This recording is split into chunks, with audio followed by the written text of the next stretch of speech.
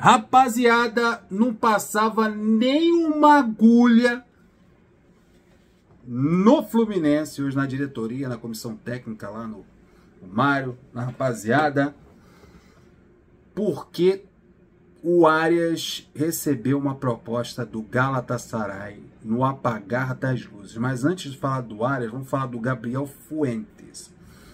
O Fluminense ainda tem prazo, calma, para regularizar o Gabriel Fuentes. De acordo com o regulamento da CBF, o jogador foi anunciado na noite na última segunda-feira. O nome do lateral ainda não apareceu no BID, não está registrado, mas a gente está na data FIFA. Até o jogo contra o Juventude, ele deve estar regularizado para isso. O Fluminense ainda tem tempo para ter o jogador à sua disposição.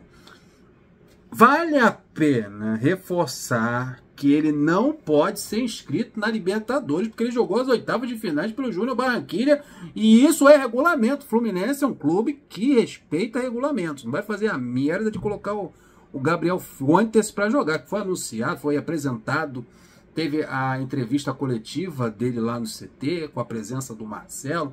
Ele falou uma coisa bem legal, que ele começou a usar a camisa 12 por causa do Marcelo. O Marcelo compareceu na coletiva dele, mandou um olá. Isso é legal para dar uma moral pro cara, né? Então, importante, e para esclarecer de vez, tá? Porque rolou um papo aí que ele poderia jogar as oitavas, não é por aí não. O Gabriel Fuentes não pode jogar Libertadores pelo Fluminense. Está no regulamento da competição. Ele vem para ser opção no Brasileirão. Eu acho que, como o Marcelo jogou na lateral esquerda nesse último jogo, eu acho que o Mano Menezes vai fazer o seguinte: para poupar o Marcelo, para não ter um desgaste físico do Marcelo, o Marcelo ficar saindo do departamento médico para o campo, eu acho que vai dividir os dois em competições. O Marcelo vai jogar Libertadores e o Gabriel Fuentes só vai poder jogar o Campeonato Brasileiro, vai assumir a lateral esquerda por ali. Então, no Brasileirão, Gabriel Fuentes, na Libertadores, o Marcelo. Então, o Marcelo não fica jogando quarta e domingo, né? Quando a Libertadores e o Campeonato Brasileiro juntam suas datas. Vamos falar do Arias, cara? Susto, hein? O Galatasaray da Turquia. O Arias quer morar na Turquia mesmo, cara? Vamos lá. Pretende... O início do assunto é por aí. O Galatasaray pretende apresentar uma última proposta pelo Arias, antes da janela de transferência fechar no dia 13 de setembro. A janela da Turquia só fecha no dia 13 de setembro. As outras janelas já fecharam, no futebol europeu. O clube turco vai aumentar os valores e pode apresentar uma proposta que pode chegar a 20 milhões de euros, cerca de 120 milhões de reais pelo jogador. Eu sempre lembro a todos vocês, 120 milhões de reais pelo Arias. Ainda é pouco, principalmente porque a gente só tem 50% dos direitos econômicos do jogador. A outra metade pertence ao Patriotas.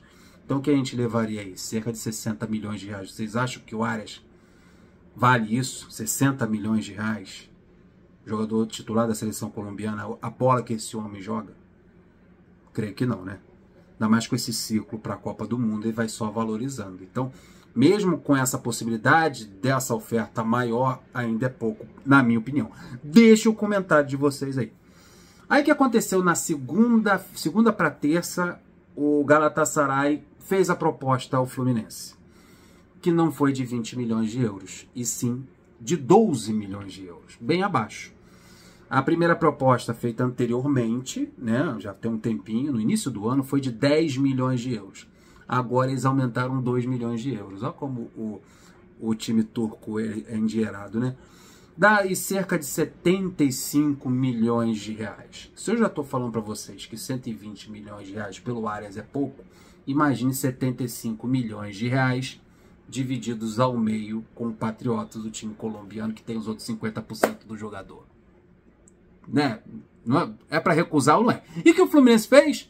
Graças ao meu bom Deus, recusou. Então, recusou uma proposta de 12 milhões de euros do Galatasaray pelo Arias, e foi de imediato. A proposta chegou, o Mário disse não. Olha só, isso aqui é importante a gente contextualizar tudo isso e trazer uma tranquilidade, em saber que o jogador vai ficar até o final do ano e também uma preocupação por uma possível venda em janeiro.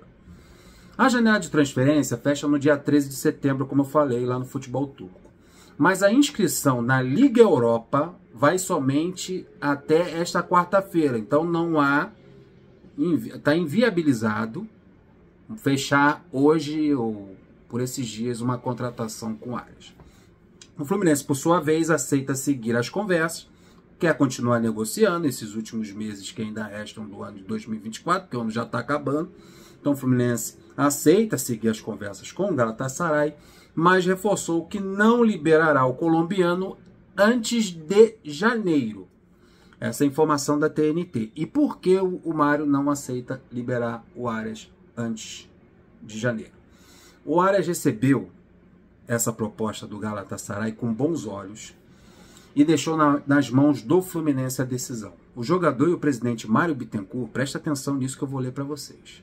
Isso aqui é chocante. O jogador e o presidente Mário Bittencourt possuem um acordo que toda proposta acima de 10 milhões de euros seria considerada, o que foi o caso do Galatasaray. Então o Fluminense aceitaria uma oferta ou iniciaria uma negociação com ofertas a partir de 10 milhões de euros. Ok? Para mim é absurdo total. Um jogador que você só tenha 50% dos direitos econômicos do jogador, um jogador valorizado como o Arias é, campeão da Libertadores, campeão da Recopa, fazendo os 2 gols do título, jogador titular da seleção colombiana, com um ciclo de Copa do Mundo aí pela frente, só o Fluminense já garantiu que o jogador vai ficar até janeiro, então vai ficar com o Fluminense valorizando, jogando Taça Libertadores, jogando Campeonato Brasileiro. Você se comprometer dessa forma com o jogador, facilitar uma saída dessa forma. Não é a primeira vez que isso acontece, né? O Mário cria uma gratidão a um grupo de jogadores pelo que eles conquistaram aqui e facilita a saída desse jogador. Acho que não é por aí. Acho que isso não é uma forma profissional de lidar com dinheiro e com as finanças do clube.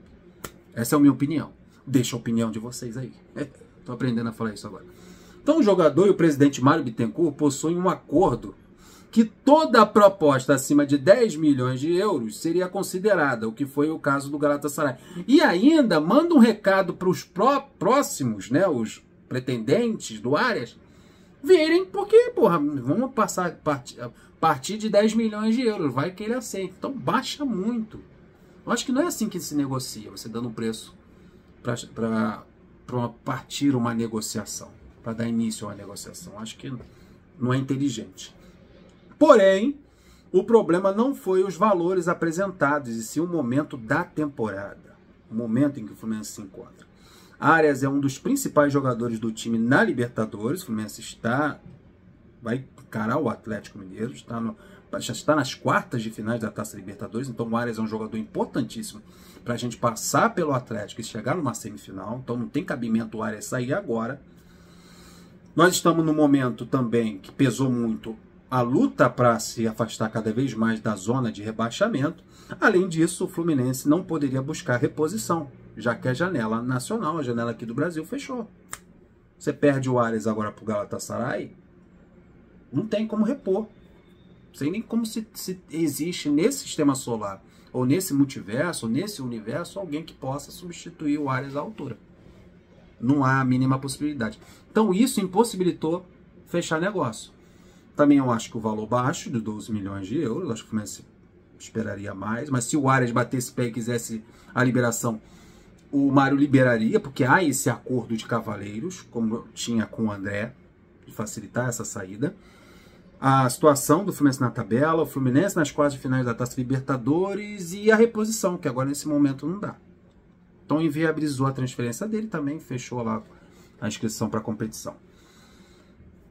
Rapaziada, importante, o Fluminense vendeu, o Fluminense não, a liga em que o Fluminense pertence, a Liga Forte, que pertence a um grupo de clubes, Atlético Paranaense e outros, vendeu os direitos de transmissão à TV Record, pelo canal aberto. Ainda vai vender para o YouTube ou para outras plataformas, para o canal aberto.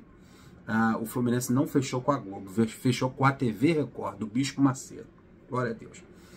Então os jogos do Brasileirão em 2025, próximo Brasileirão, serão na Record e serão aos domingos às 18h30 da noite. Todos os jogos do Fluminense aos domingos serão às 18h30.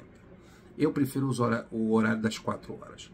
Com isso, haverá rodada dupla na TV aberta. Jogo da Globo às 16 horas com os outros clubes que pertencem ao Flamengo, é outra liga, são 2 ligas no futebol nacional.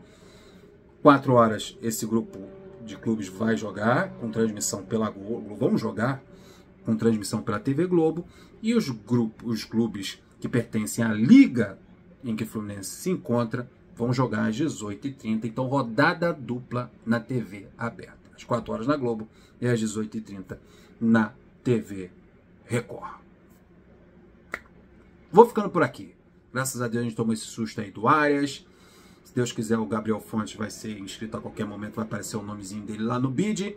E vamos seguir em frente, porque o caminho ainda é pesado para o Fluminense. Tempo de preparação aí na data FIFA, para jogar o jogo contra o Juventude. Depois tem Libertadores e vamos com Arias em companhia para a melhor colocação no Campeonato Brasileiro e passando de fase na Taça Libertadores. Deixa o like, se inscreva no canal, compartilha, clica no sininho para receber as notificações. Isso é muito importante para o crescimento do nosso canal.